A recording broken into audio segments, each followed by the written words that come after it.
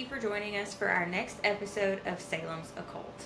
I'm Haley, and this is Sarah, your co-host for the night. That was actually a really good opening. I'm very proud. Thanks. Alright, so today's episode, we are going to jump into helping you discover finding your path. During our last episode, if you tuned in, we went over protections and cleansings, so highly recommend go back and watch that if you haven't already. If you have watched it, thanks. Cool. You're already ahead of the curve. I'm going to do these a lot, so don't make fun of me. Finger guns. Oh my gosh, you're showing your millennial. And the funniest thing is I'm not even a millennial.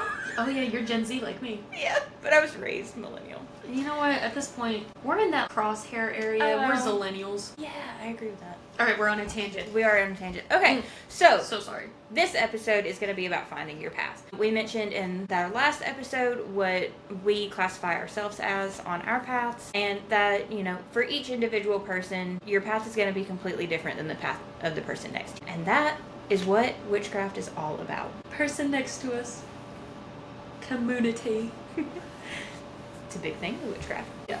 I think overall, the way that we chose to do this episode today, we're hoping to get it done in one episode, but there are a few other denominations and things that we could go more in depth on. If that is something that anybody wants us to do, if you have a particular denomination that you are interested in, but you want us to do the work of looking into it for you, let us know. We'll do it. It's what we're here for. They can utilize our email. Yeah, they can. That will be posted on our Facebook page. Also on YouTube, where we will most likely be posting these as well. Pretty much anywhere and everywhere that these videos are. We'll put up literally any way that you can contact us except for our personal information, because safety. Yeah, you're not gonna have my phone number.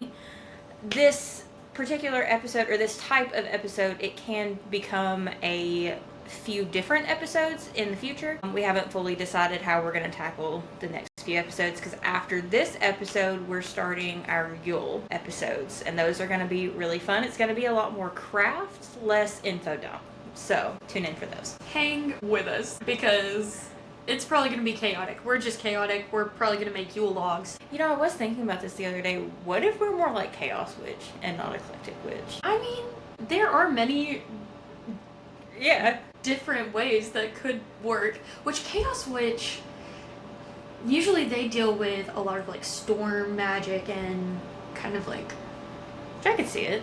I like storms. I also like storms. But I'm not going to go sit on my porch during a fucking tornado. I have. Oh, well. With my dad. I've been out in the yard. That's we just are an a redneck thing. I'm not a redneck. I know that neck looking pretty red. Yeah, it is a pretty southern thing. We are in Alabama. One of the biggest obstacles in witchcraft, in my opinion, has been finding my particular path. And a lot of that, it does come into play with finding, good information. Knowing yourself. You have to know yourself very well, too, because you can find information and you're like, I like the sound of this particular type of path, but you personally, you wouldn't be good at those things. Those things don't really resonate with you. You just like them, I completely agree.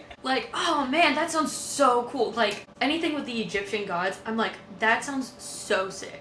Yeah. Because they just have such interesting hierarchy and everything with their gods. And especially with how they believed that each pharaoh was a child or a descendant of the gods. Yeah. Would I be good in the Egyptian, Kemetism religion? I think that's how you say that. I probably butchered that.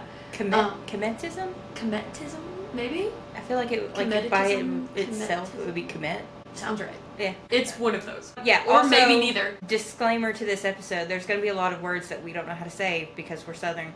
We're going to do our best. Please don't get offended if we say it wrong. We're just a bunch of rednecks around here. You heard? So, anyway. So this for me has probably been one of the more challenging aspects of the path, just because I'm a very introspective person. I do know myself pretty well, but I also, with that, know that I can read something, or somebody else will be like, I'm this path, and I'll be like, me too. And I'm not. Oh my gosh, what is it called? Munchausen. Except not witchcraft. Witchcraft, yeah. I do it with everything. Somebody in my family will be like, I don't like this type of food, and I'll be like, me either, and I could love it. But then after that day, I'll hate it. The flavor of it changes, and I'm like, you're right, it's disgusting. I talk about that in therapy. You know what that sounds like? It sounds like Codependency? I was thinking more of you being a very strong empath. Yeah. And you just like other people's feelings, you just soak them up. I do. I am working on it. Yeah, I haven't gotten very far. I say I'm working on it. I'm in therapy. Not that I haven't gotten very far. I haven't gotten very far. But yeah. So, anyway, where were we? A few things to keep in mind would be that witchcraft is a belief system, but it can be used and practiced alongside any other religion. So you can have Christian witches, you can have Judaic witches. Would that be Judaic? Would that be the correct? Witches who practice Judaism. Yeah, there we go. You can have atheist witches. Scientology witches. Witchcraft is very versatile. You can believe in any number of gods, rituals, types of worship, and it goes cohesively. It is purely dependent on you and what you believe. Red witch, blue witch, one witch, two witch. It's really important to know that you don't have to believe in any other gods besides the ones that you grew up with, if they're the ones that you, or God, not gods, but if you believe in the one that you were taught growing up, you can totally. Or no god at all. Or no god, or all the gods, it really doesn't matter. Universe. Yeah, nature. The universe. I'm a universe and like cosmos kind of person. I mean, there's so many times I'll be like, the universe is trying to tell me something. For me, that's my God. I know me and my sister, we're very spiritual people, so we have a thing where we're like, whatever you pray to, it's all the same being. It's just how you pray to it, how you worship it is different. I'm about to hit you with something hilarious. Okay. So a lot of times I get confused with cosmology and cosmetology. Well, they're very close. They are. The words are very close. So sometimes I slip up and I call one the other, and I'm just like, wait, that's not right. That's fair. It's fair, honestly. A lot of witchcraft has to do with intentions and manifestation. As much as I did not like the Buckland's book, and I talked about this in the last episode, I'm not going to reiterate that because I don't want to potentially be fined by somebody for not liking the book. There was information in it that I did like. I'm not trying to defame anyone. Like, it's a book. It's been around for years for a reason. I just personally did not connect very well with it, and that's fine. If it works for you, great. Yeah. Dandy. Like, that is amazing. And whatever like, clicks personally with you. Right, and like, I'm bringing it up right now because there were tidbits of information in it that I did resonate with. It just wasn't a lot for what I've read, and I haven't read the whole book, so my opinion probably will change. Grain of salt. Yeah, grain of salt. Dang it, you know what we didn't do? What? We didn't light our incense. Oh, we didn't. We can do that now. Okay. Break. So, with Buckland's, he made a statement in his book that with witchcraft it's manifestation, and in order to do that you have to want something with your entire being in order to make it happen. He also references when you do spellcrafts and rituals and things like that, he didn't advise doing them for other people, and that is because you're never gonna want something the way that the other person would. But I mean, that's one of those things that's kind of like to each their own. But I do get where he was going with it, because you're going to put your entire being into manifesting what you want, because it's what you want. And also, there's a lot of times that a lot of people get uncomfortable whenever people say, I'll pray for you. Usually comes from a place of understanding that they do not exactly have the same interests in mind for you, so you are most likely just not wanting them to manifest the wrong things for you. It's not anything mean or anything, like, it's no ill intentions, but it can feel that way. So I figured with the next portion we could go over a little bit of like our different belief systems, and since I've been talking for a minute, do you want to take it away or do you want me to go first? I want to give you the option. I don't want to seem like an attention hog. This face was made for radio.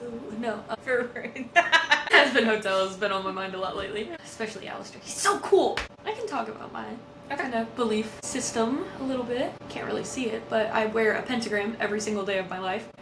With my belief system, the way I kind of came into paganism, witchcraft, I was kind of deconstructing a lot of my religious trauma, because I was Catholic for nearly my whole life, up until I was, I would say 19, and I'm 25 now. And I mostly came into it because, honestly, I just started looking into, like, the different religions. I looked into Judaism, I looked into many different types of Christianity, and nothing seemed to call out to me or to stick with me. Finally was like, you know what, I'm gonna look into witchcraft. It had always interested me, and so I started looking into it, and I liked the natural practices and the focus on kind of connecting with nature, grounding, and just mostly working on yourself rather than depending on kind of an outside source and just being like, there's nothing we can do. Yes, we have free will, but your entire existence and choices have already been written down in some book somewhere, yeah. And we're all born of sin, where witchcraft makes it to where it's more of a, you are to live your life and pretty much put into the universe what you would like to receive. And I like that. It's a very give and take relationship. It's very, like, it has, to me, better parameters, and it just clicked better with me, and I just started pretty much going on a deep dive of knowledge, and I wound up just finding that I didn't fit into one specific category, because, yes, I believe in... I'm definitely not monotheistic. I definitely believe in the, like, Greek pantheon. I honestly believe that all of the gods are honestly real and do hold power. But I believe that it's more in a sense of the belief created by people is what gives them power, and pretty much what, like, kind of moves everything along, and, like, the energies in the universe. Because, I mean, I very much am the universe could not have just out of nowhere. Yeah. But there are religions that I don't agree with, and I just prefer not to really touch in on their gods, but I do kind of lean mostly towards the Greek pantheon, and I do practice a wide variety of, like, Wicca and witchcraft practices, which that is completely fine in paganism. That's literally what eclectic neo-paganism is. Just a mix of everything and anything that relates to you, calls out to you, and feels just right. That's kind of where I'm at in mine. Beautiful. Thank you. I do try. I know. It's a gorgeous trial and error of beliefs with me. I mean, I feel like that's with most people. Oh yeah. And Yeah. there definitely has been some fails on my end. I mean, I wouldn't necessarily call them failures. Everything is a learning opportunity, especially with beliefs. Very much so. So for me, I grew up with my mom, who she really had a belief that, not necessarily a belief, but she raised us with the idea that when we got older, we would be exposed to things. And at that time, when we would be exposed to these things, we would be old enough to kind of discern what felt right for us. She didn't really raise us in church. You lucky dog. And I think a lot of that for her is she grew up Church of Christ. Which is so funny because my grandmother is she's open-minded. I didn't even realize she grew up Church of Christ herself until she told me, and I was like, no. But yeah. And then my mom married my stepdad, and his mom is very religious. She grew up Baptist. She raised all of her kids in church. So we kind of went to church on Wednesdays and Sundays as like here's something for you to go do after school on Sundays. You can go stay, the weekend with Nana. You'll get up, you'll go to church. So for a brief stint, I was Baptist. Just a brief stint. But I think what really got to me was there is a lot of judgment. And I don't think they do it really on purpose. I think they do it with the intent of, like, if we put that judgment out there, if we push you to fear God, it'll bring you closer to God. And for me, I was like, why should I fear someone who says they want the best for me, who says they love me, So I had a few questions, and they weren't able to answer them. A lot of people were like, you should just have faith and you should read your Bible. And I'm a very logical, scientific person. I needed more. I needed evidence. I was like, he showed up as a burning bush in one story. And now y'all are like, well, he doesn't do that anymore. Why? Did I tell you that my mom was a Sunday school teacher? No. She was. She would have hated me. No, it was so bad. I would sometimes be sent to my mom's classroom because I was asking questions that they couldn't answer. And they'd be like, can you go to your mom's classroom? And I'd be like, heck yeah, I can. They have snacks. Yeah. Because she taught, what was it? Kindergarten and preschool. Oh, yeah. Sunday school? Yeah. And then we were no longer allowed to play hangman because you're hanging a man, but... Yeah, I can see that. Which I always thought was wild because literally in the middle of the church there's a man on a cross being crucified. But, oh no, hangman! Yeah. The things that they pick and choose sometimes is It's a little wild. Yeah. After I think I was 13, I decided church wasn't for me, and I kind of walked away from religion as a whole. I didn't really try a whole lot else. I did try Buddhism for a little bit. I really liked... I would have never guessed that. Y'all can't see this, but my incense burner is Buddha. A Buddha. Depiction of Buddha. Reminds me of a joke that my uncle used to always tell me. So he's a big man. And whenever I was growing up, one day he looked at me and he goes, you know, Sarah, I have the body of a god. And I look at him and I'm like, what? He goes, Buddha. And oh my gosh, that has just stuck with me my whole life. Jesus Christ. Love that man. He's so funny. Lord have mercy. Me and my dad have been in an argument since I was in like 8th grade over who the first Buddha was. I think everyone's been in that argument. Well, no. History knows who the first Buddha was. Fair. It's Siddhartha Gautama. He was an Indian prince. I could go on for days about this because I was like real interested in it. And I was interested in Buddhism before I even looked into it. I was already interested in reincarnation and karma. I've always been a very strong believer in both of those aspects. Which I was like, I haven't really done a lot of research into Buddhism, but isn't that kind of one of the like shaman-esque religions? Or is it more of like a philosophy?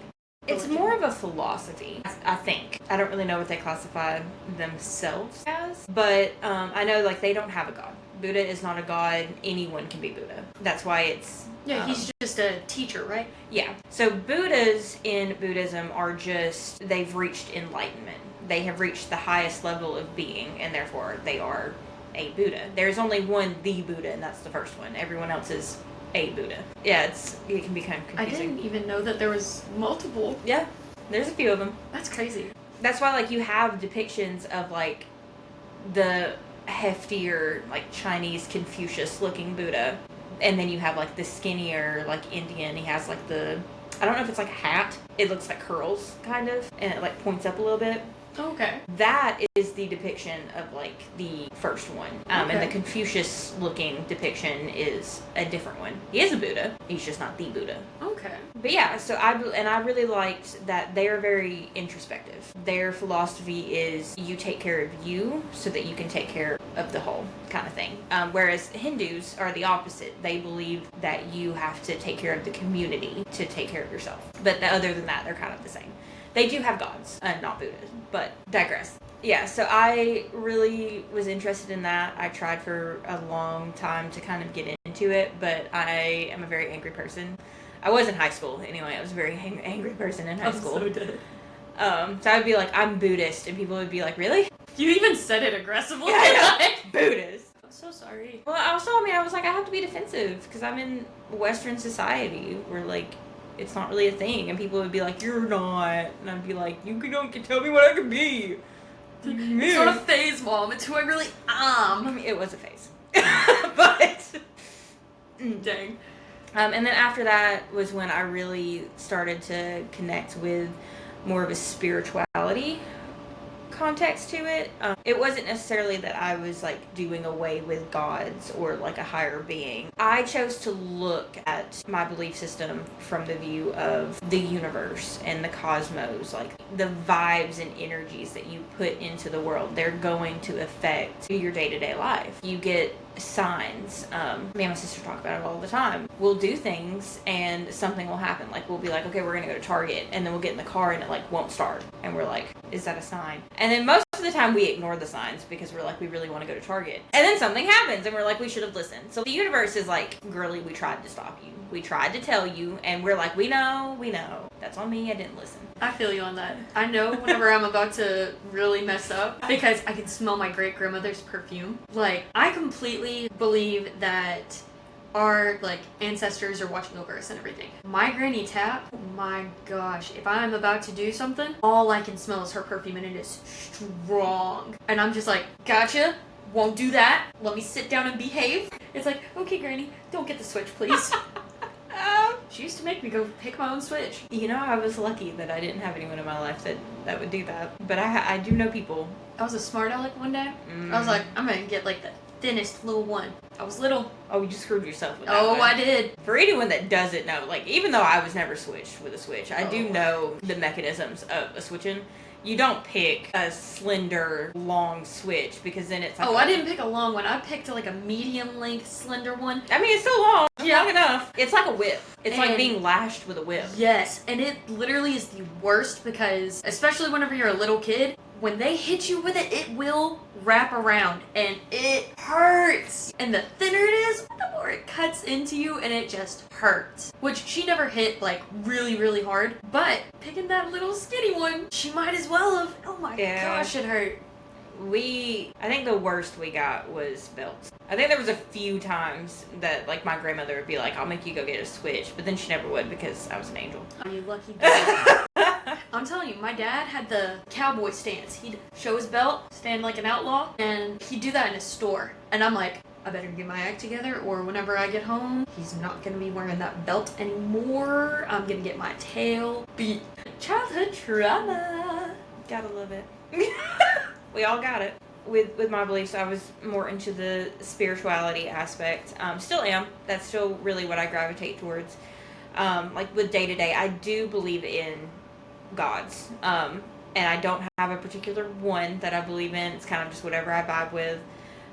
Being in the South, you do hear me say like Jesus Christ and God a lot. So I mean, I do. Lord have mercy. Yeah. Bless your heart. So like, people will be like, you're taking the Lord's name in vain. Like, my mama does that. She'll be like, you're taking the Lord's name in vain. Nords. The Nords! Look, there's Loki. He's coming for me. Oh, gosh. He's like, keep his name out of your mouth. Keep my wife's name out your mouth. And yes, I did just bleep myself. It's not that I'm taking the Lord's name in vain. It's just we live in the South, so that's like what we hear a lot. And I do like one time I was like, I'm gonna say like the gods instead. Like when I call on something, I'm gonna say the gods instead because I don't, you know. I do that often, but I don't, and I still say like God. I'm gonna work on it. That's gonna be my New Year's resolution. Do it straight up because I do it all the time. I'm like, oh my gods. You do, and I'm like, you true witch. I'm over here being a imposter. I'm not. Anyone who does what I do or what she does, no one's an imposter. It's whatever you The do. imposter syndrome, it's real. It is. I have it every day. So I did mention in the first episode that I identified better with being an eclectic witch, kind of because I hodgepodged my religion, my spirituality together. So it just felt right that that's also how I would go about, you know, witchcraft and identifying myself. And that could change because I will learn and grow probably a lot doing this. So, I mean, you guys are going to see me evolve in my own path and probably actually nail down what I am. How romantic. Nail me down. So the next part of this episode, we each kind of wanted to go over the different types of paganism, kind of just to help you see what branch. Well, paganism, Wicca, witchcraft. The umbrella terminology. Yeah. They're all very similar. It's a lot like the different denominations of Christianity. There are different denominations of witchcraft, paganism, and so we're hoping to give you little tidbits of information today, and hopefully you hear one that you're like, that sounds like me, and you can deep dive into that and see if you want to incorporate it in your path. We're not going over every single one because that would be a lot and we don't want to overwhelm anyone with. These would technically be like... These are the main practice ones. Yeah, I think these would be more of like the religion, and then like the next episode we could possibly do would be more of like the breakdown of like specific ones. Yeah, like eclectic witch, chaos witch, green witch, like all that. Kitchen witch. Yeah.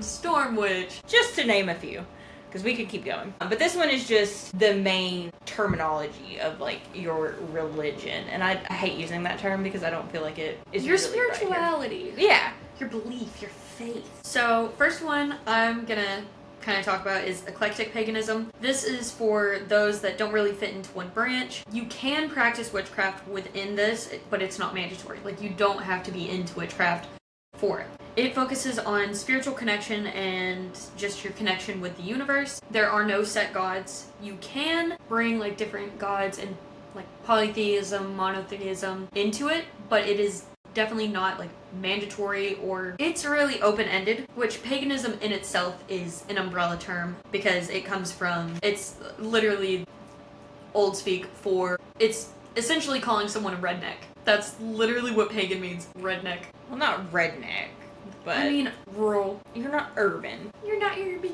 And that's solely because Christianity was mostly practiced in more of the bigger cities, where paganism was more in like rural towns and out in the countrysides where populations were more dense and just seen as like farmlands and everything like that.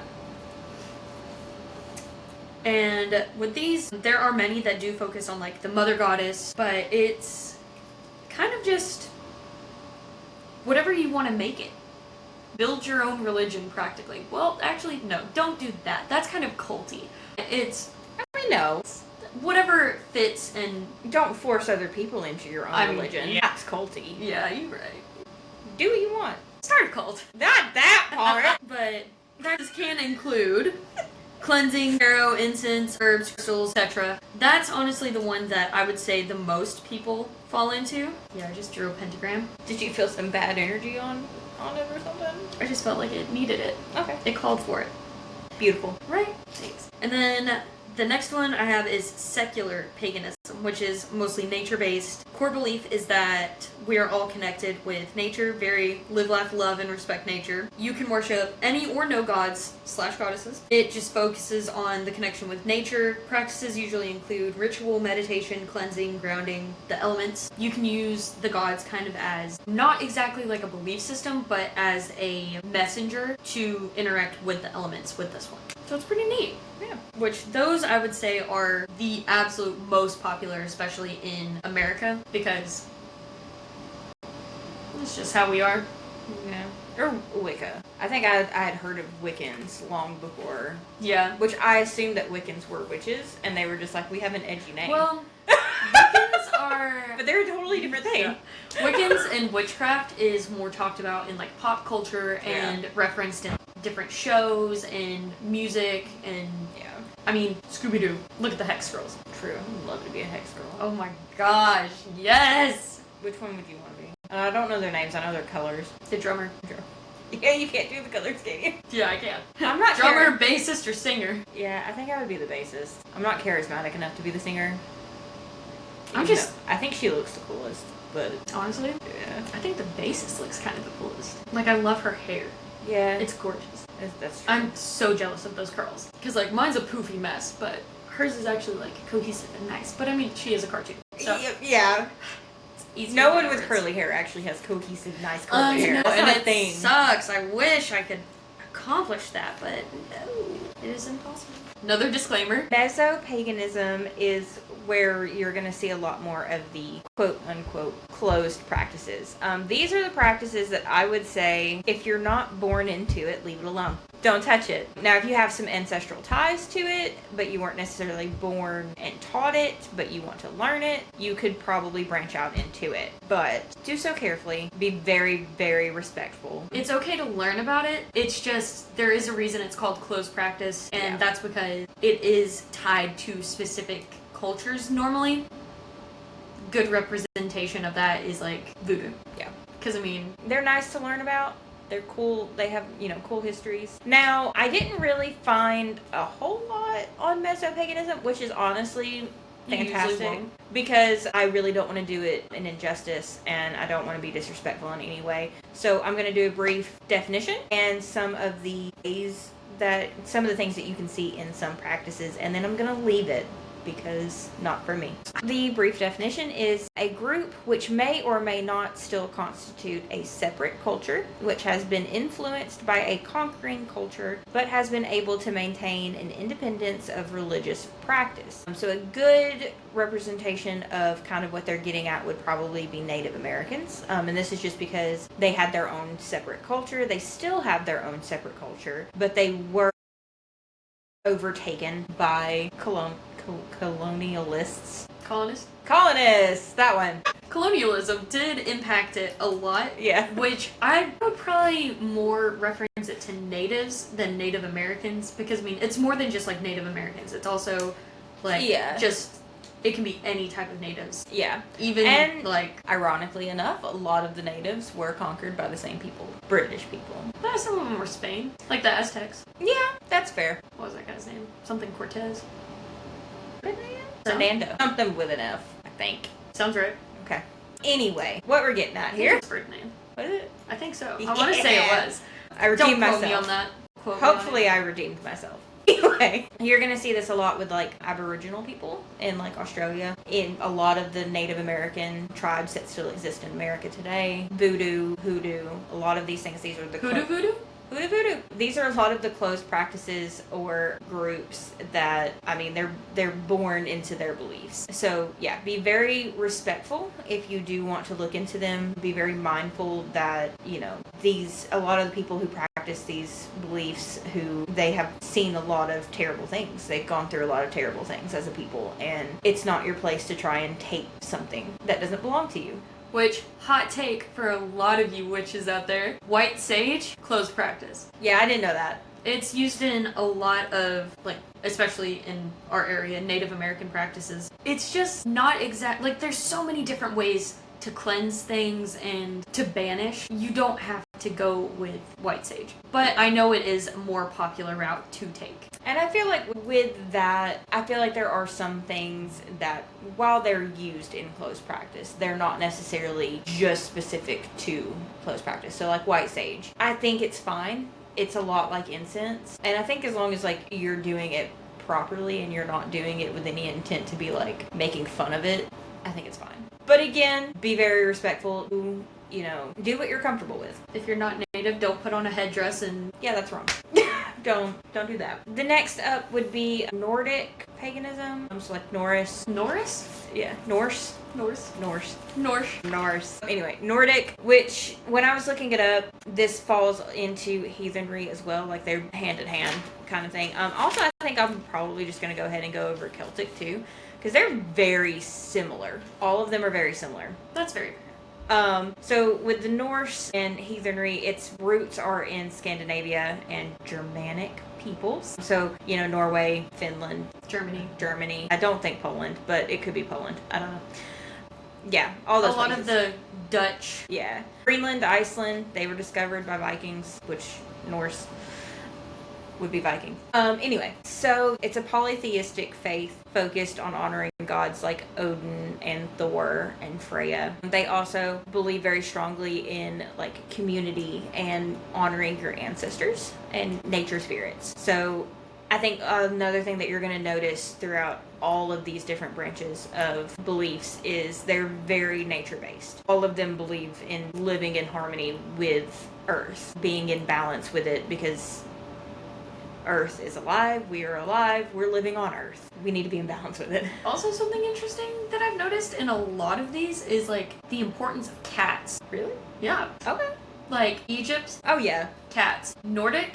They used to give as wedding gifts. Yeah. They would give people cats because that was a sign of like protection and... Well, it was Freya. Yeah. She was the goddess of fertility and war, and her chariot was pulled by giant cats. Which is so funny to me. I know, slay queen. For real. And like she totally would have gotten me. Like right? You pull up in war and you got giant cats. Let's go. I mean, she gave me like she could kill me because I'd straight up. You just be, come here, kitty. She'd be like, if not friend, why friend shaped? Right. Freya would just be sitting in her chair like, you see me? Her cats would be like, yes, do you see me? Okay, but like, if you die in a war, Valhalla. But I didn't die fighting. I died trying to pet a giant cat. Still in war. This is fair. Anyway. They also believed if you died during childbirth that you went to Valhalla, so... Yeah, because they were some bosses that understood women. We love it. We love to see it. You know, they actually had beliefs that women could run households. They could run businesses. They could divorce their husbands if their husbands cheated or committed domestic violence. And they also said that if you essayed or abused a woman, the woman could then cut your junk off and wear it. That's metal. They could also cut your face, and the scar was like a reminder. It was a mark to the rest of the society that you were an abuser. They loved women. So did Spartans. The war cultures loved women. I love loved women. We all love women. I mean, you can't not. Life begins with women. It really does. Women are life. But, like, this isn't history class. But I will say, I've always loved that we have always assumed that, like, Spartans and Vikings were, like, these warmongering, dirty rugged cultures. Yeah. And the thing is that could be further from the truth. Actually, with Vikings, they got that like, stigmatism because English men, like, Anglo-Saxon men. Yes, they got jealous because all the women were, like, They bathed, they brushed their hair, they brushed their teeth. Yes. The women were like, and you love women? You love women. Sign me up. Yeah. Okay, back on track. So yes, and they have a lot of emphasis on, like, honoring, accepting personal growth. So evolve, grow as a person, do better. That's what they want for you. Often with Nordic or heathenry, your beliefs are seen as more of a spiritual path rather than a rigid doctrine. So it's what we've been talking about. Do what you will. The Norse they believed more in following your own path, doing your own thing. There wasn't really a religion. It's not like there was a religious text that you had to do things a certain way. This is also why with Norse and Celtic religions, spirituality, a lot of what we practice or see practiced today is based off of restructuring and folklore, because that's what we have. A lot of it is also historical speculation. We find artifacts and we go, this is what we think it was used for. We don't really know because they didn't really do a lot of writing down. It was mostly spoken, word of mouth. Ways in which you can see this practice most often, the practices, they vary based on each individual. So a lot of them, it's kind of what you make of it. This is where you get runes. So, hand fastening? Hand fastening, yeah. They have a ritual. I don't know how to say it. It looks like blot, but I don't think that's how you say it. Did you put in your notes? Yeah, it's right there. B-L-O-T. And the O does have a little symbol over it. A little dash. But this ritual does involve sacrifices. I think what I read, it was more of like animal sacrifices. So don't get an uproar. They also... Unless you're vegan or vegetarian. Okay, yeah. Warranted getting an uproar. Yeah. Do you? They also believe in altars and offerings. So this is typically how you see Norse and heathenry, like, worship their gods. You have an altar to them. Also, whenever you're talking about gods, You literally only said Odin, Hera, and Thor. Wow, you're not going to bring up your boy? I didn't say Hera. Freya. Yeah, Loki. Loki is... Thank you. Loki, I feel like he speaks to me a lot, actually. Real fun. We love him. Spiders. We don't like the spiders. He does send those to me a lot, but I think it's because he knows I'm afraid. I'm like, you can't send me a snake. I mean, he is the trickster. He is. He's the god of mischief and revelry. So he's great with kids. He loves kids. He does. They love community. So community, sharing, doing a lot of your, like, rituals and things with your people is a big thing for them. They also believe in cedar, which is magic. Yeah. I like it. And then we have Celtic, which it's a lot of the same things. It's just this is like Irish, Scottish, Druids. This is where we get a lot of our Druidism, thank you. Druidry? Druidry? I believe that's actually the term for it, is druidry. It is. Yeah, I've seen that somewhere. Somewhere. Over the rainbow! Oh, God. So they also very nature-based. They have a strong emphasis on ritual, community, and sacredness of the natural world. Did you hear about the omen of the Fae coming back? No. So, I want to say it was in Ireland. Of course. The white stag. Oh, yeah. Yeah, dude. That is so cool. There are so many signs for different religions. Like, there was a white raven, the white lynx in Spain, I want to say. There was that temple in Egypt that was uncovered because the Nile, like, got super low. Do you remember that? I want to say, isn't that where they found possibly Cleopatra's tomb? It's one of the gods. It was a temple to one of the gods. I don't remember which one. It's like a big thing. It was in like a prophecy. I think it was Osiris. That just doesn't feel right though. I want to say it was like Bastet. No. Honestly, I feel like it's one of the ones that I don't think I pronounced that right at all, but I want to say it was the one that is. It shows up in Moon Knight. She is the goddess of like mothers and childbirth, and the shape she takes or is pictured as is a hippo, like the head of a hippo. That's a pharaoh. This wasn't. I just love the word necropolis. It's so cool. Okay, so here's what we're gonna do.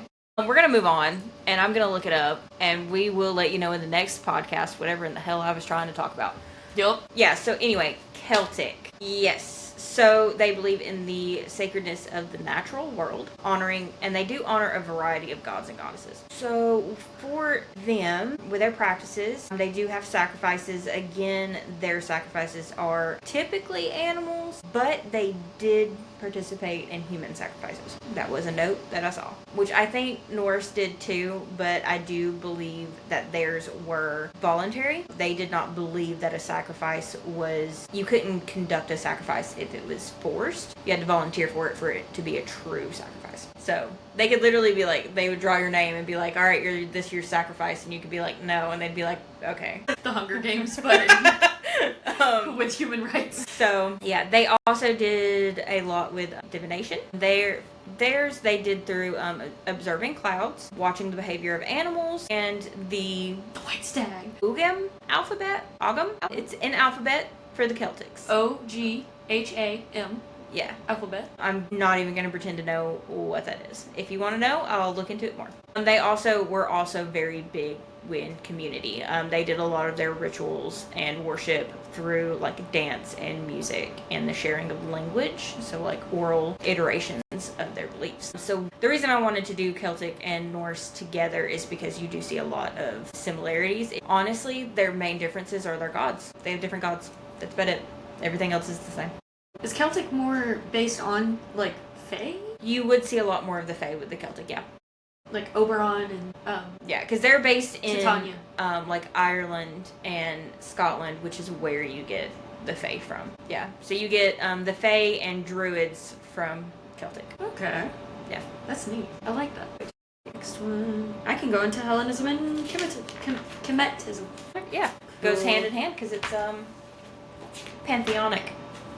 Is that a word? I don't think it is. Pantheism. That sounds wrong. Pantheism? Oh, I love pantheism. I said pantheism, not pantheism. Alright, so I'm going to go into Hellenism. Hellenism is based on the faith that focused on the Greek pantheon. Types of worship differ person to person because it is kind of another that is based kind of on location and which stories you've heard, because there are a lot of stories that were passed down by word of mouth, and some of them have been changed because patriarchies did not like the power that it gave women and kind of the control that it gave specific individuals. So it kind of like differs. It's most closely linked to philosophy because a lot of philosophers actually did either practice or they related a lot to this religion. It does not have to be connected to witchcraft, but it can be brought into it. With that, the gods included, there's a lot, but I'm only going to talk about kind of the main, like, Big 12 or main gods that are often focused on, which are Zeus, who is the king of the gods, also known as the thunder god. He is the father of the gods, the one that defeated the Titans and pretty much just king of the gods, really. He's cool until he turns into a swan and yeah. Yep. Which I find really funny because, so one of the other gods on this list was known as the tempestuous one. Okay. And it wasn't Zeus. Who is it? Wait, I want to see if I can guess. See if you can guess it. Apollo. Is it one of the main 12? Yes. Okay. Aries. I don't think you're gonna get it. Is it Hades? Nope. Okay, I was like, that's not off the wall one. I'm like, I don't see it. It's Poseidon. Which is so funny because if he was tempestuous to anyone, it's because Which he's a monster fucker. Yeah, we did say it. I was about to say, we did say it the other day that he's a monster fucker. I mean, he does. Most of the women he sleeps with like are demigod creatures in mythology are children of Poseidon. Yeah, you know what? We love that for him. Facts. He's living out a lot of book talk girlies' dreams. Like, go ham. After Zeus, we have Hera, queen of the gods, goddess of marriage, women, fidelity. So, Wife of Zeus. yeah. Well, That was like the biggest one it gave for her, and I was like, no, we're not gonna just chalk her up to wife of Zeus. Yeah. No. Yes, she is the wife of Zeus. That's not her identity, though. Exactly. Yeah. She is a goddess in her own right, and she is queen of Olympus. Give her flowers. Right. I definitely think, like, it's one of those things that you note just because, like, it's a truth. But people do lose sight of the fact that, like, she is a very powerful goddess. She is also, like, I mean, she's into, like, magic, too. Mm-hmm. So, yeah, she's a big one. Oh, yeah. And then, of course, we have Poseidon, god of the oceans, god of monster fuckery. Yeah. That's not, don't quote me on that, please. No, quote her. Don't do it. Quoted the Sarah. We should get that put on t-shirts. Poseidon, god of monster fucking. Oh, God. Oh. So, when you want to fuck a monster, pray to Poseidon. What happened to Sarah whenever she went to the beach? Oh, she drowned in the ocean. It was really wild. Look, he can't take offense. You know, it's not offensive. You know what's really funny, though? Like, if I had the chance to fuck a minotaur, I would. Minotaur? I'm going to say it how I want to say it. Okay. I have actually, like, kind of semi-interacted. Oh my god. I have semi-interacted with Poseidon. You know what's like crazy? What? I think my mom might watch this podcast. Oh god. She's gonna know that you're a monster fucker. She's gonna know that I want to be. Oh my god. No, I was like, I should probably tone it down after I told my mom about it, because I was like, she's probably gonna watch it. That's great. And then I didn't. Hi, Mom. What else from mythology would I fuck? What would you fuck? What is this podcast? Would you fuck a centaur? I don't know. Like, that's kind of weird to me. I don't know if I could do the centaur. Medusa. Oh, yeah. 100%. If she'd have me, I'd do it. That's fair. Like, it's very fair. She's just goals. I love her. Nymphs, I'd probably go for. Yeah, but that's not really monster fucking. I mean, they're very humanoid. Yeah. Also, you gonna piss some gods off. I know. Oh my god. I'm trying to think. Like, I can't really think of anything that I would like. We'll make a list. That'll be a different podcast. Because there are so many that I'm just like, that feels like bestiality, and that's so disgusting. I think it depends. Because, like, if someone said Cerberus, I'd be like, well, yeah, because that's just a giant puppy dog. Literally, his name. A three-headed dog. Yeah. His name in ancient Greek is Spot. Hades named his three-headed guard dog for the underworld Spot. That is so great. I love that. He's just a giant puppy. That's all he is. That is wrong. Yeah. You know what? Hey, that could be a comment section. Comment what monsters you'd fuck. From Greek or any type of... Literally doesn't even have to be myth. Literally whatever. Give us your hot takes. So... We were on Poseidon. Yes. We were talking about my experience with Poseidon. So whenever I was younger, I was at the beach with my family. Specifically my dad and my now deceased ex-stepmom. Yes, I had to add that in. But it was actually really funny because me and my dad, we're at the beach. We're playing in the water. Cool. Dandy. Whatevers. Well, I got yanked down by the waves. It yanked down my bottoms, and I'm like a fairly small child at this point, so my bottoms got yanked down, and I literally tumbled and scratched my back on the bottom of the ocean. Okay. It was great. Wonderful. Literally, I get back up there with my ex-stepmom, and she's having to pick shells out of my back. It hurts so bad. Oh my gosh. So, yeah, very fun time. Well, obviously, I'm a kid. I'm a dumb kid. I'm like, I'm going back in the water. We're at the beach. This isn't gonna ruin my time. Yeah. So, me and my dad go back out there, and I'm wading through. I have my hands out like this, and I'm just like feeling the water crash like around me. And all of a sudden, like a sand dollar just lands right in my hand. Oh my god. And I literally lift it up and I look at my dad and he goes, I think that's Poseidon saying sorry. And I was like, so we take the sand dollar up to my ex-stepmom and we keep it and everything. And then we go back out there. I'm wading through again. Another thing lands in my hand. It was a starfish. Scared the ever-loving daylights out of me because they feel freaky on your hand. And I accidentally slung it. I really did. I went, ah! And it goes, and it skipped. And I was like, I'm so sorry, Mr. Starfish. Yeah. I didn't mean to sling him. He just scared me. That's fair. That's but fair. My dad was like, yeah, I think Poseidon was apologizing for the ocean.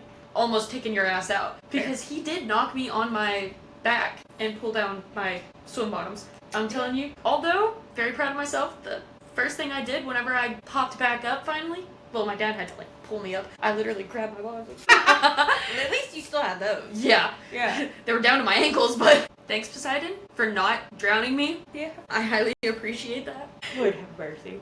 Poseidon have mercy. And he did. You should be very thankful. Oh, I am. He could have taken me out easy that day. Oh, yeah. He almost did. He could take anybody out. Oh, yeah. One of my favorite stories is that's about Poseidon is the fact that, like, this king or whatever, he got really mad at Poseidon, so he got his army, and he just told them to start stabbing the water, like, with their swords and everything. He was like, yeah, we're just gonna go out there and we're gonna the water. And it's like, way to go, dude. Yeah. So smart to start a war with a god. Straight up, if I was Poseidon, I wouldn't even retaliate, but I would show up, and I'd be like, you missed a spot, a little to the left. Hey, don't hit that crab. That's my favorite crab. That's my favorite crab. Be like, do you want to go home to your family tonight? You think this is stupid. Do you want to have a family tonight? Be like, I'm not gonna get mad at any of y'all because y'all following dipshit's orders. But about to pull a Epic the Musical, raise the tide so high, all of Ithaca will die. damn. It do be that way. And then, let's see. Next we got Apollo, who is the god of light, music, poetry, healing, prophecy, and arts. He's also known kind of as a sun god, but he's not exactly the sun god. That's more Helios, but depending on what stories you go by, Helios pretty much like retired and gave his title to Apollo. Yeah. Which is kind of neat. Yeah. So I mean, he drags the sun up. That's like what Yeah. he does. Pretty much. Yeah. But he's honestly really cool. Like, music and poetry, we love it. He's like a sad emo boy, but like he's happy. Golden Retriever. Yeah. Yeah. Very much so. Because a lot of his depictions are like sun-kissed skin. Yes, and I Yeah. love that. Yeah. Because it's so, like, it's just so peak. It is. I love that each of the gods are, like, no matter what in their stories, they are so just softly and radically what they are the god of. Yeah. And it is just so perfect. Next one to go over. Artemis, virgin goddess of the hunt. She is also the goddess of animals, chastity, children, protection, and forests. So for like anyone who kind of leans more towards like druidism, Artemis is a great one. Yeah, and I equate her a lot with like the moon. I equate her a lot with archery, which is Yeah. I love archery. Well, and I think because like her Roman counterpart is Selene, and she is like the moon, but also she's Apollo's twin. So I'm like, you always have like a light and dark twin, and they very much are. Yes. 100%. Like Apollo is like, he's a surfer dude, and Artemis is like I mean, just look at the Percy Jackson books. perfect representation. Yes. Oh my gosh. Although I will say they do some of the gods dirty. They do kind of do Apollo dirty. They Because you do. think he's like an airhead, Yes. like self-absorbed. And I'm like, come on. Yeah. I'm Also like, the way they do Hades, I'm just... right! Clearly you didn't do your research. He did have, like, a bunch of, like, 8th graders, I want to say, Yeah. looking over his stuff and, like, being like, oh, this would be cool to add in, or helping him write. So, I mean... Look, he did a good job bringing the Pantheon into, like, mainstream view. Yes. he So did. we can't ask for perfection. Yeah. We can ask to have some things accurate, but whatever. So dead. Because look, Hades loves his wife and he loves his children. That's fire. That's on Yeah. on Hades. We love Hades. We stan Hades. Yes. And Persephone, oh my Ugh. gosh. What a queen. Yes. I love Persephone. They're like the most unproblematic couple in Olympus. Yeah, they really are. Yeah. They're just, their goals peak. Yeah. They mind their business. They do their Exactly. thing. Every once in a while, they might pop up to be like, hey, can we come out of the underworld? And the other gods are like, no. And I think it's because they're jealous. Because they're not as happy in their marriages, probably. Yeah. Makes sense.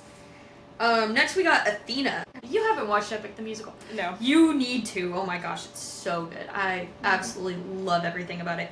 But Athena is the goddess of wisdom and war. And horses. Actually, no.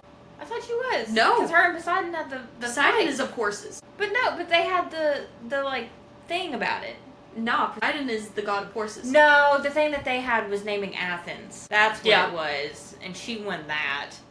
Poseidon is straight up the god of horses, which is Yeah. so funny to me because, like, the ocean and horses. What do you mean? Well, there are seahorses. I mean, yeah, but and like... hippocampus is hippocampi. True. However you say that. I believe it is hippocampi. I'm not sure. Those either, are cool. We but like those. Facts. Athena is super cool. I love Athena. If you ever go to Nashville, they have the Parthenon. They have a remodel, like a remake of the Parthenon, and they have a legit statue of Athena. Like, she's fucking tall. We need to go on a field trip. It's fun. We went when we were younger, so like there wasn't like you walk in and you see like the architecture, and then you walk into a big ass room and there's Athena, and you're like, oh, that's cool, and that's like really it. But see, one of my favorite things about Athena too is her, like, one of the symbols of her is the owl. Yeah, Which, love owls. right? And that's why I have one tattooed on my back is "Wisdom be my wings," because Athena, because she's awesome. Which there are some people who are like, you're either an Athena girly or a Medusa girly, and if you're an Athena girly, you're more of a pick-me. I don't believe that, because I believe that Athena gifted Medusa with what she did in order to protect herself. Yeah. Like, if you know anything about Athena, her cursing her, which granted, there is Arachne, but that's completely different because Arachne was like, I'm better than you. And Athena was like, fucking bad bitch. Yeah, we do not fuck around and find out with Athena. No. She'll turn you into a spider lady. So two different stories there, but I think in the regard of Medusa, Athena is not the type of goddess that is going to punish you for things happening to you. Like, yes, she is the goddess of war, but I don't see her as... She's more of a tactician. She's the Yes. goddess of strategy more than she's the goddess of Yes. war. Because I don't see her being, like, very petty. Yeah. Like, yes, she is for war. Like, that is one of her main things, war and wisdom. But I see her more as, like, calculating and not exactly, like, she wouldn't be passive-aggressive. No, she would just be aggressive. Exactly. Yeah. Which is so great. I love that about her. Let's see, next. Ares, another god of war. He's also the god of strength, martial prowess, assertive lust, and virility. Yeah, so he is very much like, he is the god of war. This isn't strategy, this is just all out. He's just We're like, having a war. bloodshed, and also he is known as like one of the protectors of women, surprisingly enough. Yeah, you told me about this the other day. Yeah. Yeah. I love that for him. Yeah. Like, especially of like victimized women, like abused, which is really awesome. I love that about Aries. Yeah. Like, we love a good, like, Good man. yes, Be a angry. feminist man. Right. Be angry. Be filled with anger, but never towards your women. Exactly. Have that balance. Exactly. Also, we have Hermes, and if you don't like Hermes, get out of here. He is so cool. He is cool. He's the messenger god. He's He's god also a very dude, bro. yes, guidance, travel, trade, and animal husbandry. I think my favorite depiction of Hermes ever has been the Blood of Zeus. Because they give him a lot of like hummingbird aspects, which is so fucking cool because they're super fast and they're super pretty. See, I haven't seen the Blood of Zeus. I need to watch it, but So good! I absolutely love the depiction of him in Epic. Because I'm gonna talk so much about Epic, okay? Because, look, I was into Hellenism before Epic ever came out, but, oh my gosh, literally, it's so fire. Like, the soundtrack and just everything about it, like, the plot, the retelling of the Odyssey is just absolutely amazing.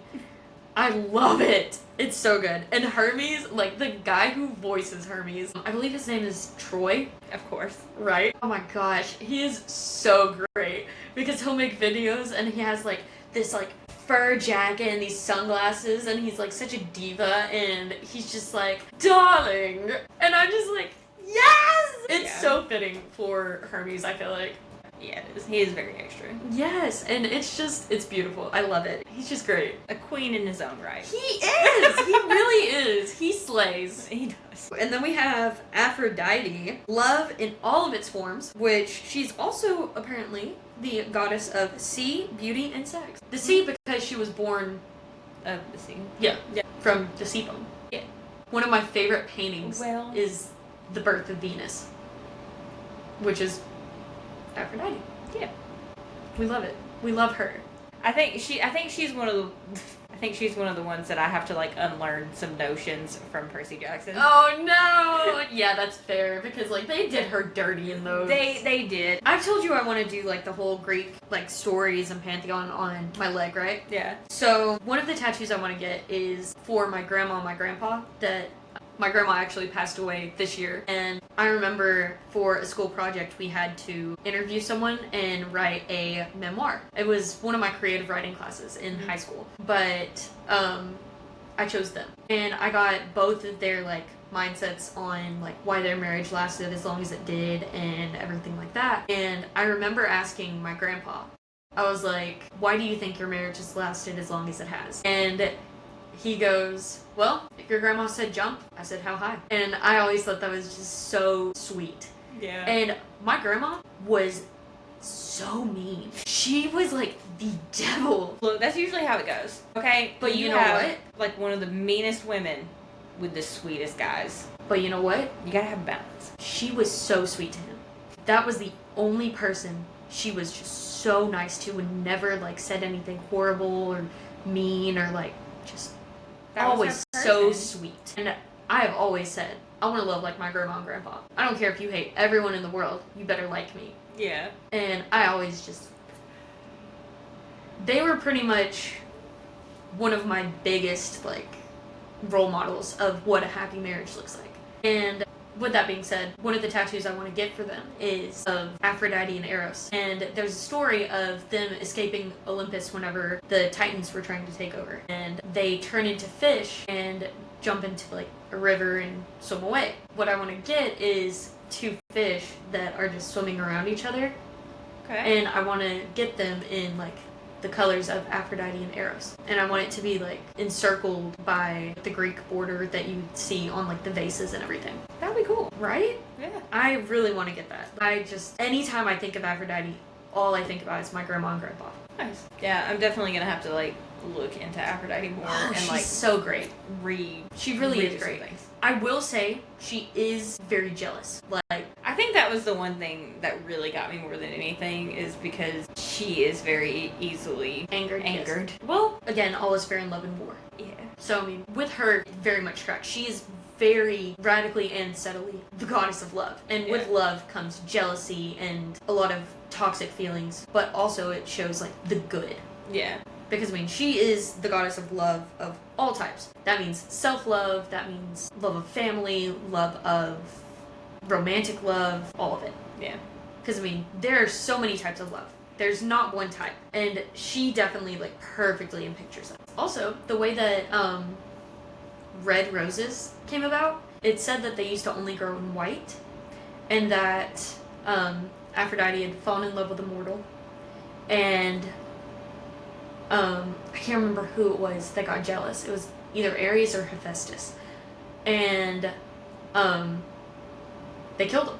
And his blood had seeped down and stained the roses red, and from that day forward, red roses began to grow. And those are seen as a symbol of Aphrodite, which I love that. There's a lot of people in Greek mythology that, like, they turn into flowers. Yeah, I mean, flowers are very symbolic, so. That's why I love flowers.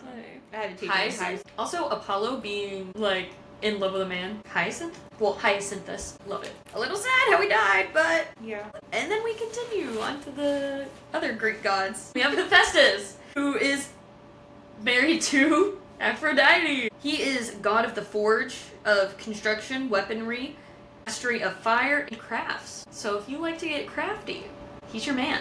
I do love Hephaestus. He's so great. He is. All of the Greek gods are honestly so great. That's why I relate mostly with them. Because, I mean, literally, with Hephaestus, a lot of the stories he's in, he's funny. Although, I hate how... Okay, so, Hephaestus is a child of Hera. Yes. And Zeus. Yes. He And do you know why he was kicked off of Olympus? she thought he was ugly. Yeah. Yeah. Like, I dang. have a not theory. even a face a mother could love? Man. See. Right. Because a lot of people are like, they think that he was like deformed. I think that what happened is he wasn't like godly beautiful. Mm-hmm. And so she was like, you look like a mortal. Like you're ugly. Dang. Hear that? Mortals? Ugly. Like all of them. By, like, godly standards. I just don't think that he, like, measured up to her standard of what I don't God know should about look that, like. because, like, have you seen statues of, like, Aphrodite and Athena and all them? They got roles. Well, yeah, but, I mean, in ancient Greece, that was considered beautiful. True. We live in a society where, like, that's being a hefty individual in, like, ancient times. Was a sign of wealth, It was. fertility, Yeah. and success. Yeah. I think it should still be that, but... Right, but now it's being skinny. Mm-hmm. Nothing wrong with being skinny. But now if easy and... Right, you're demonized. It's like, no, bitch, I'll survive the winter. I'll survive the winter. Oh my gosh.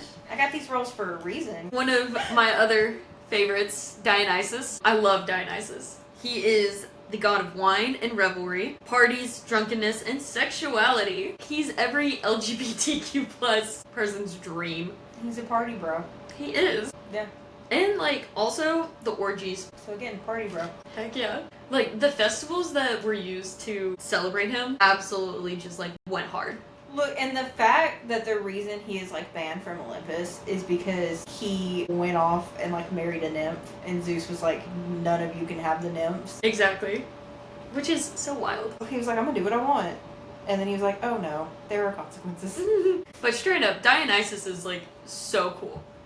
And there's just so much that can go into, like, his story. And just, like, he's a fun god. He thinks it. I think I just, The focus on alcohol, top tier. I know with Percy Jackson I didn't vibe with him because I was like, I don't find, like, parties and stuff Okay. fun. In He is Percy Jackson. very, like, angry old man. Yeah, in they Percy. really did him dirty. Well, because he was like, he can't drink.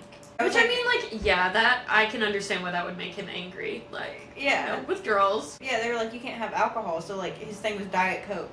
Which is so funny to me. I don't know. So for that aspect, I didn't really vibe with him because I was kind of like, you're kind of a jerk. But in, like, the actual context, too, I didn't really vibe with him because I'm not a very party-ish person. I was like, I don't find these things fun. I don't like parties, but I love Dionysus. Because, like, I don't really have anything against him, you know? they say that a community that parties is usually very at peace, which I agree with. I feel like there is more of a party, like, community whenever there's less, like, just bad things going on in the world, and Yeah. whenever there's more, like, community outreach and everything like that. And it brings more people, like, together. And Yeah. I'm a firm believer in that. I think that would fix a lot of the problems that we see and face today. Next one we got Hades, god of the underworld.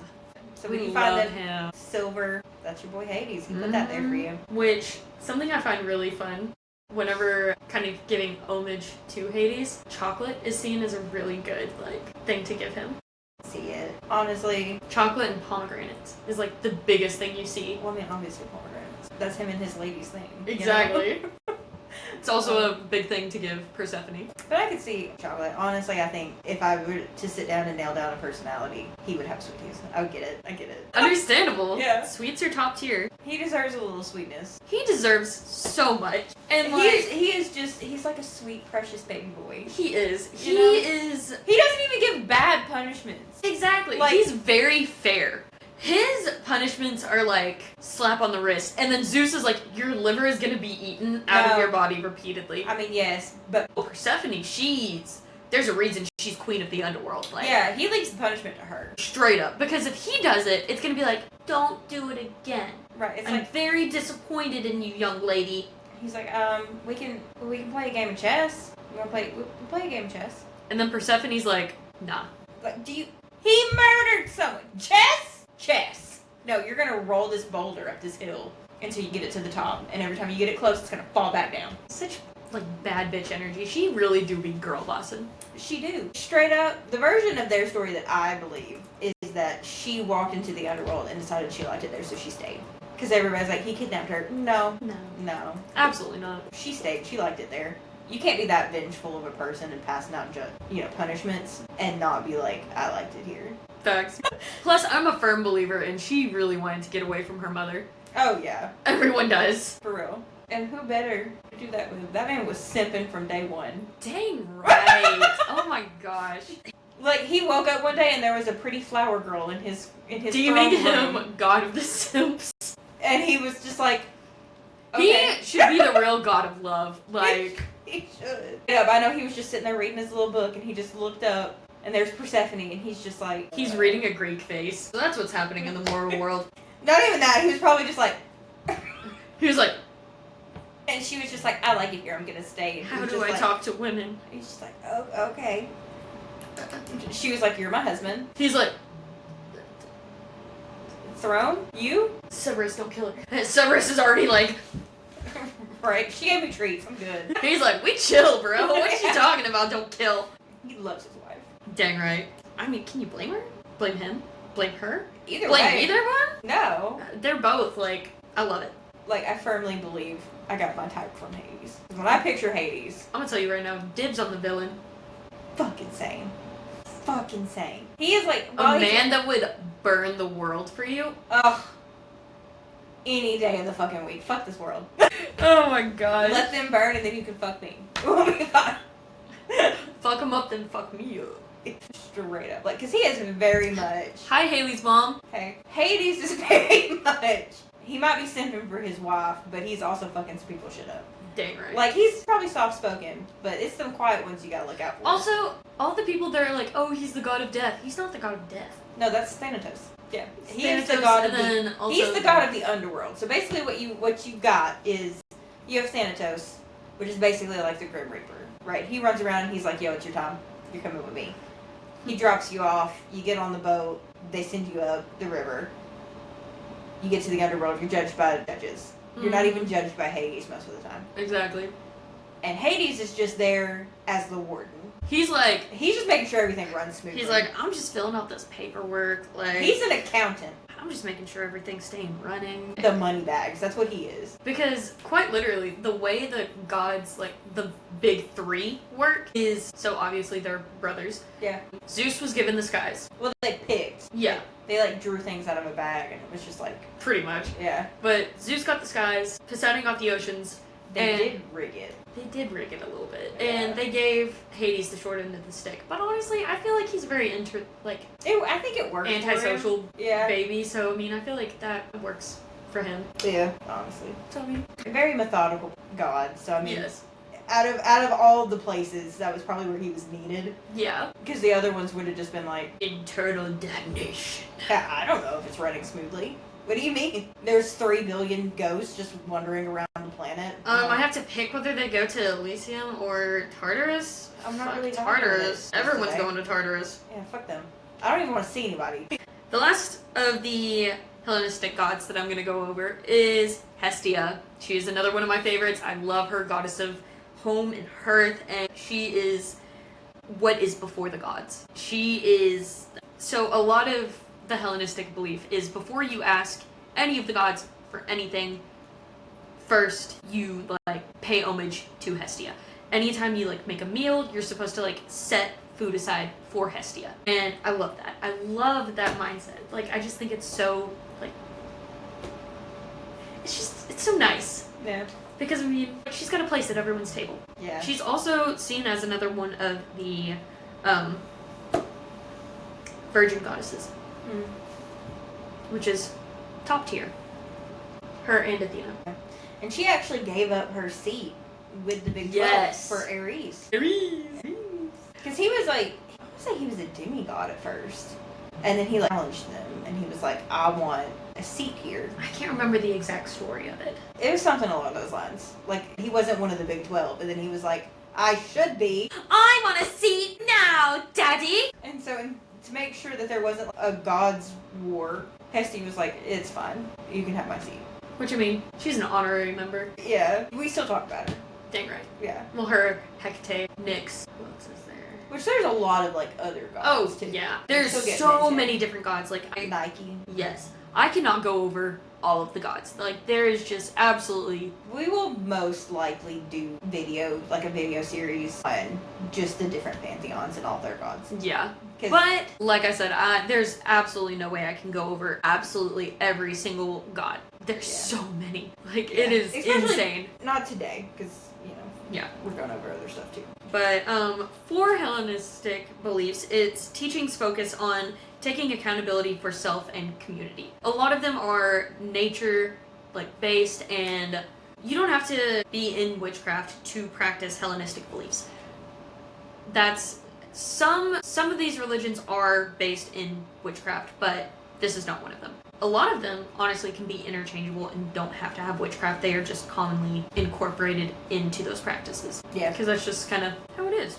Next is Kemetism. The Egyptians. They believe in, I'm gonna butcher this, the Najru. Egyptian gods, by celebrating the god's life, can be enriched and find worth. Humanity is not born in sin. Our purpose is to benefit others and ourselves. They follow the 8, but those mostly focus on being a good person and contributing to the community. And they are very interesting also. They have a lot of gods, and I'm gonna touch on the major ones for that too. Anubis, ushers in the dead, pretty cool. Hathor, I'm gonna say Hathor. Love, including self-joy, beauty, and music. Isis, magic and motherhood. Horus, sky god and god of war and hunting. Osiris, afterlife, resurrection, and fertility. Amun, god of the air. Bastet, goddess of cats, fertility and childbirth. Thoth is writing and wisdom. Ta, which is divine creator, spoke the universe into creation. Ra, the sun god. Bes, protector of pregnant women, children, and the home. Music, dancing, and joy. And then we have Geb, god of the earth. Khonsu, of the moon. Nephthys. I'm not sure how to pronounce that one. I'm so sorry. Goddess of mourning, night, death, and protection. Neith, goddess of the hunt, weaving, and war. I don't know if this is nut or newt. Goddess of sky, stars, cosmos. Mother. Taweret, mothers and childbirth. I probably butchered a lot of those names, but I have all the respect for the Egyptian religion because it's super interesting. It is really interesting, yeah. But I do not know that much about it. Very fun to look into. Very vague knowledge of that. Yeah. As you guys can probably tell, I'm definitely very Hellenistic in my beliefs because I can go on and on and on about the Greek pantheon. They're great. I love Greek mythology and everything is great about it. Yeah. Which then they do actually have, like, there was a lot of writing and stuff to actually follow. So it is easier to get more into. Whereas with Norse and Celtic and probably even Egyptian, because a lot of Egyptian is written down in hieroglyphs and we did not have a translation for that for a really, really long time. And who knows if that translation is even remotely correct. But yeah, so like with stuff like that, you have more things that were passed down like orally or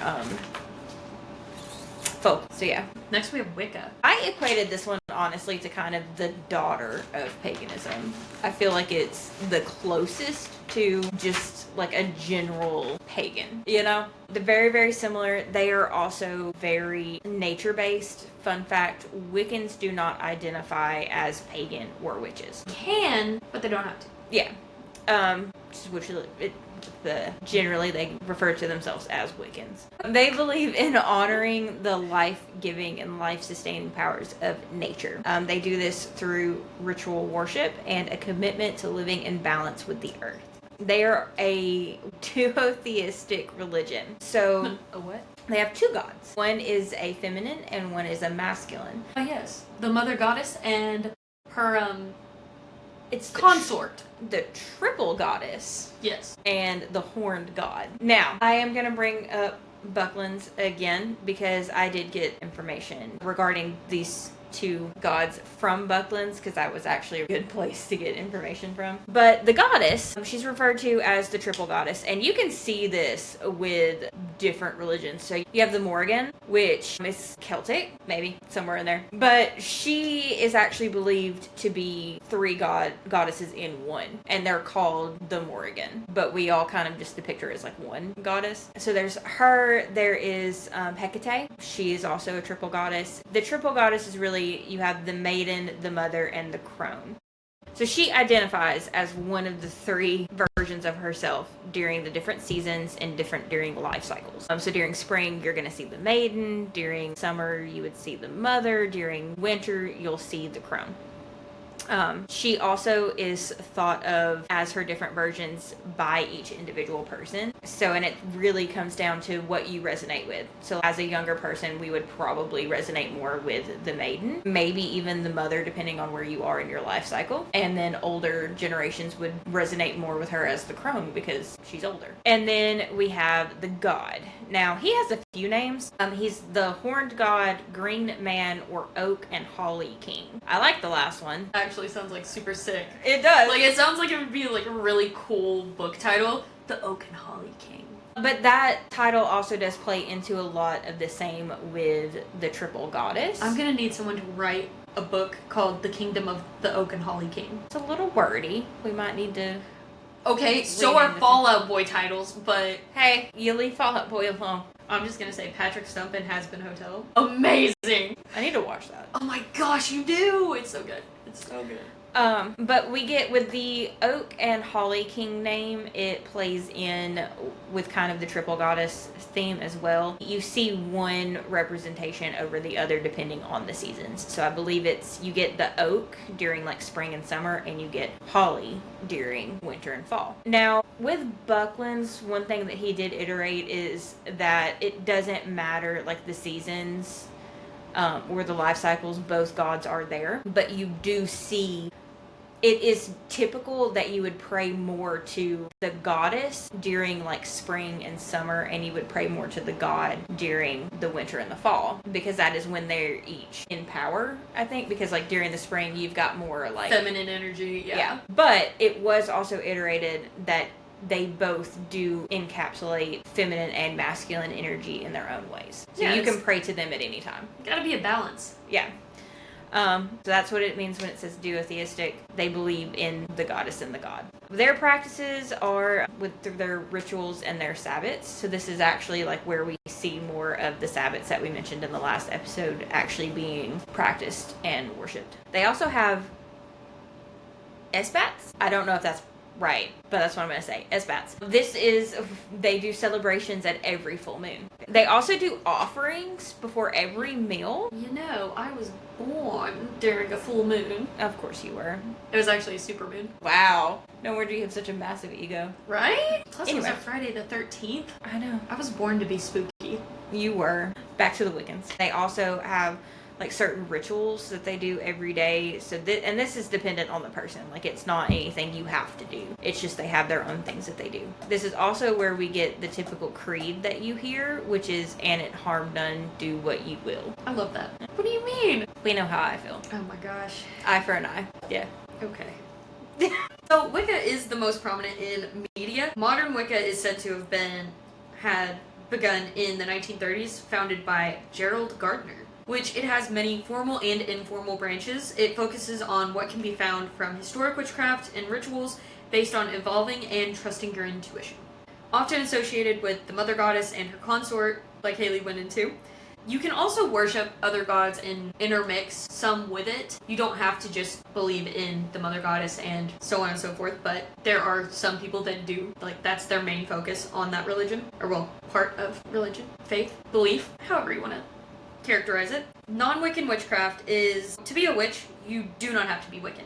To be Wiccan, you don't have to be a witch. This is mostly based on shamanistic nature. Some witchcraft soul practitioners that are also Wiccan are sometimes called like hedge witches, which I always found a weird name. I don't know where it comes from. I love it. I would love to do more research into that. So I'm gonna actually underline that. I've always loved hedge witch. Yeah. Hedge witch. Hedge witch. Hedge witch. It just reminds me of Hedwig. I can see it. Which is it probably is a play on hedge witch. Non-Wiccan witchcraft, which commonly uses symbols and elements, focuses on cycles of the year, phases of the moon, and can worship any or no gods / goddesses. That's all I got on it. So very fun. And then next we have the Neo-Druidism and Animism and Hermetism. Now we can get to your next one. Okay. Which I think we both did Hermetism. Yeah, we did. That was I didn't really get a lot on it. So, I didn't either. I mean, We'll probably have a good bit. So the most that I got with Hermeticism is that there are 3 main forms of knowledge to Hermetic arts, which is alchemy, astrology, and thurology, or Theurgy? Theurgy, thank you. It was there, Or and is it it wasn't. theurgy? I don't know. It's one of them. Yeah. So alchemy it's accredited to be the medieval forerunner of chemistry. It's supposed to be this transformation of matter, and a lot of it was based in the attempts to convert metals into gold or to find a universal elixir. So like the elixir of, what is it, life? Yeah. Yeah, just the elixir Which, of life. have you ever watched Full Metal Alchemist? Some of it, not a lot. Dude. Also, it depends on which one you've watched, but that's a really awesome show. It doesn't really give you, like, they kind of take creative liberties. Yeah. Kind of, they do. A lot. Yeah. But it's really interesting the way they do it. Also, I know, at least, if anyone's listening, they're listening. We have viewers. We're gonna have viewers. We have them. Yeah, I'm manifesting it. There's a scene that traumatized every person who's watched it ever. Do you know what I'm talking about? I mean, I have a scene from the one I watched. Does it have a little girl in it? No. Tisk, tisk, tisk, you have not experienced the pain. It's horrendous. It will break you. Not surprising. It's very sad show. It is. It really plays on your emotion. Yeah, so back to hermeticism. So sorry. So the next form of knowledge is astrology, which is the study of movements and relative positions of celestial bodies interpreted as having an influence on human affairs. So this would be when Mercury is in retrograde. That bitch always got something going on. Is Mercury in Gatorade right now? Probably. Actually, I don't think it is. It's probably not. I don't feel crazy, so. That's fair. And this one, Theurgy? The Theurgy? Theurgy? Whatever that one is. Theurgy? It's the Theurgy. operation or effect of a supernatural or divine agency in human affairs. It's a system of white magic practiced by the early Neoplatonists. Platonists? Something. Yeah, so that's what I had. I have even less than that, actually. Oh, It's based on writings known as Hermetica and gave way to alchemy. It's a term for individuals who practice high magic or ritual magic, usually within an organization that follows specific teachings and like hierarchies. An example of this would be like the Freemasons. Practices can differ depending on what branch or group you associate with, and often has initiation procedures. I did not get much from that at all. I feel like that one's going to be very niche for people to get into. I feel like a lot of what that one is based off of too. Like, It's especially like with secret societies. that, and like with alchemy, a lot of it, at least to what we everyday know, unless you're going to join the Illuminati, or as that one guy from work said, the organization. Yeah, apparently the Illuminati has rebranded. Yeah, because it got too popular. Yeah. Honestly, it wouldn't surprise me if like the Illuminati just like conformed to Scientology. They're definitely somewhere. There's something. Not to like dish on Scientology, okay? I get it. You're a Tom Cruise lover. It's not okay. Yeah, They're not cool. We're not gonna go down this road. It's a cool religion though. Like it's cool to like learn about. Honestly, I don't know much about it. I just know that it's really hard to get into and really hard to get out of. Oh yeah. Apparently, Andy Biersack, the lead singer of Black Veil Brides, is a Scientologist. You didn't know that? No, I didn't know that. Yeah, apparently he's a Scientologist. Well, Are you about to Google it? yeah, I need to know. What is my future husband into? Because I'm gonna have to do it too. He's already married. They could get divorced. Oh my gosh. We don't know this, you know? He could see this podcast and decide he wants me. Oh my gosh, I highly doubt that. Me too, but I'm a manifested. Oh boy. I'll join Scientology for you. That's a dedication. That is devotion. I mean, it doesn't automatically pull up, so Tumblr. Of course. Formerly known as Andy6. So it's not really included. I think he is. Okay, we'll do more research on that later. Did I tell you about the guy I dated in high school that looked like a young Andy Biersack? He was literally always compared to a young Andy Biersack. What was his name? I'm not gonna name drop I'm just saying because I might. that. Well, no, because I'm pretty sure the person that I know that looks like. Me and my friends joke. He was 2 years younger than me, I will say that. Okay, no, that's not the same. He's person. probably not gonna listen to this podcast. God, I hope he never listens to this podcast. I knew a guy, and we called him. We don't like him anymore. Barely liked him when we did know him. But now, when we made the connection, we call him Andy Biersack from Wish. Oh my gosh. See, We were like, that's why we found him attractive when we did know him. So next up is Neo-Druidism. Basically, this is just Druidism. I don't know why the Neo came into play. most likely because like a lot of the old texts have been lost, and it's mostly based on word of mouth. Most of it is just put together by what people have found in forums, teachings, and old books in history. Which that's a lot of what I found. Look at me. Right? Big brain. Yeah, so Druidism, it promotes the relationship between the physical landscapes, flora, fauna, and diverse peoples of the world. I love the words flora and fauna. I do too. So cute. Let's see, it seeks to emulate the Iron Age priestly class known as the Druids. There is a limited and often speculated historical knowledge for the Druids and their practices. So this has led to Neo-Druids taking reconstructions, reinterpretations of later scholarly or folklore sources to be their practices and rituals. Druids identify with more than one theological category. So you're going to see many of them will identify with animism, polytheism, pantheism, monotheism, agnostic, or even atheist. So any gods, all gods, one god, two god, red god, doesn't matter. Red god, blue god, one god, two god. All of them. All of the above. Or none of them. I was about to say. Yeah, I got you. I knew you were going to do it. For Druids, the natural world is imbued with spirit and is therefore alive and very dynamic. So their core practices would be meditation. They often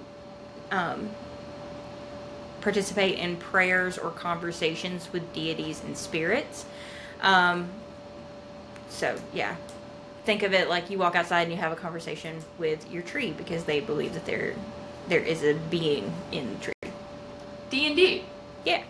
Extrasensory methods of seeking wisdom and guidance. I meant to look into what specifically that meant, but I'm gonna go out on a limb and say that I think it means like clairvoyance, Kind of like clairaudience, stuff like that. grounding and like being out in nature. Okay, that makes sense too. Yeah. Like feeling the energies. Yeah. Within a space. Nature-based spiritual frameworks to structure devotional practices and rituals. So they do a lot of their like practices and rituals outside in nature. Makes sense. They regularly practice making connections to nature. It's very natural. I love it. Yeah, me too. Also, something like really cool that has been scientifically proven is that if you talk to your plants, They grow more. yeah, Yeah. I feel like that would be right up a druid's alley. Like, they Yeah. definitely name all of their plants and they're just like, Tiffany, you look so beautiful today. Yeah. I hope you bloom tomorrow. Which I love because it's scientifically, like, they give us oxygen and we give them carbon dioxide, which is what they need to grow and live. So it's so funny. It's a give and take. As all things should be. Yeah. All right. So now we are on animism. Yeah. So I did not find a lot on animism. Animism does not feel the need to have or name deities. It just accepts that there is some form of spiritual or divine. It's essentially agnostic paganism. That is the closest relation or example I can give to it. It usually believes that the gods are cultural constructs to help people understand the spiritual or to engage with the energies and ideals of the universe. They can use gods of any and all kinds to engage with the elements, but for the most part they just believe like there is something out there that is like a higher power or a higher energy, but they just don't really have a name to it, and it's more of they do work with like the elements and nature. It's very big focus in just nature and connecting with the universe. That's literally all I found on that, and I was like, all right. I know some of these are like really hard to look up. I know, like, they're so vague, but Yeah. apparently they're like more popular ones. And it's like more popular ones, but you can't find anything on them. Yeah. I think that wraps up the topics for today. I agree. I believe that is all of them. So if you have any questions, please let us know. We will do our best to get to them in our next episode, as long as we have them before we film our next episode. But we'll get to them whenever we can. And also, I know me personally, I would love to go more in depth into the different types of witch categories and also do some episodes on the different pantheons, because those would be really cool. Oh yeah, those would be so fun to dive into. Yeah. So also with that, I mean, lots of things that you guys can comment. Comment if you have particular witch types that you want info on, specific gods. Tell us what monsters you'd fuck. Yes, big one there. Yeah. I want to know. Would you do Hydra? No. That's fair. But yeah, no, I think that would be cool. Just to like know what any of our follow. We can make that a thing at the end of every podcast. Also, with new viewers, what monster would you fuck? Or it's just some off the wall question. D&D, alright? Okay. Dragons. I mean, I don't know if they're different from regular dragons, but if they're not, yes. Right? I would fuck a dragon. Anytime I am in a D&D campaign and there's a dragon, I don't care if I'm a bard or playing another type of I'm gonna character. roll to fuck it. Exactly. Yeah. And some of my friends are the same way. And one of the games that I did, I was like, I'm gonna need you to flip a coin. And they're like, huh? And I was like, I'm gonna need you to flip a coin. So they did it, and they got tails. And I was like, you're the bottom. The dragon is fucking you. And they were like, oh no. And I was like, I'm gonna need you to roll for damage. That's great. Just so you guys know, yes, I'm a huge D&D nerd. I'm just a huge nerd. I know like little tidbits of D&D, but I've never actually played it. Oh, it's so fun. You so should. We need to get a group. We don't have the time. Not really. But I mean, I don't know. I would go. I'd go to a campaign. Hell yeah. You'd have to help me like with literally everything. That's fine. But okay, yeah. It's super fun. Back on topic here. Thank you for joining us in our weird tangents. Yeah, if you have literally, honestly, I'm all for reading off the wall comments.